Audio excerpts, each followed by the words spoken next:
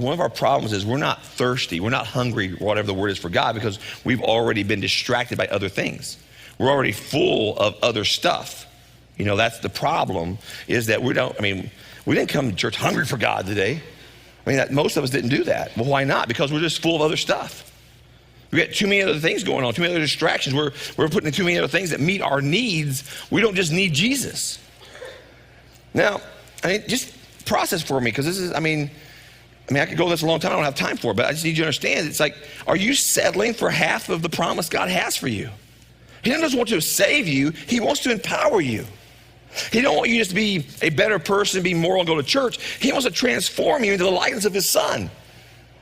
He wants you to not just attend church and be in a life group and give some money and volunteer a few times. What he wants you to do is he wants you to speak life. He wants you to be light. He wants you to reflect Jesus. He wants you to be an ongoing example of his grace, of his mercy, of his love. He wants the church you attend to be filled with people just like that, but also filled with people who are far from God, people who are just coming to Jesus, people who just came to Jesus. That the church ought to have a wide range of people attending it, because that's what the biblical church looks like.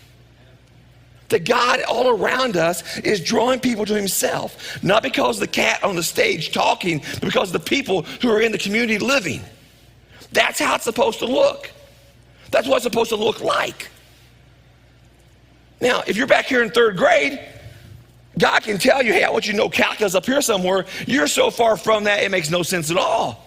And then in your mind, it's so overwhelming. Well, I just can't do that. That could never happen. You're right, that can never happen. But if the third grader keeps doing math, and they do math at the fourth grade level, and then math at the fifth grade level, and then math at an eighth grade level, and they get into high school and they start taking math classes, and I say, instead of shrinking back from math classes, they take more math classes. All of a sudden, they're a junior or a senior taking calculus. Well, how'd that happen? Because they kept taking next steps. So the person back here, maybe you're at third grade as a follower of Christ. And then somewhere down the road over here, you're like, you are the bright light. You are the one speaking hope. You're the one leading people to Christ. You're the best life group pastor this church has ever seen. How do we go from being in third grade to being here? It's just next steps.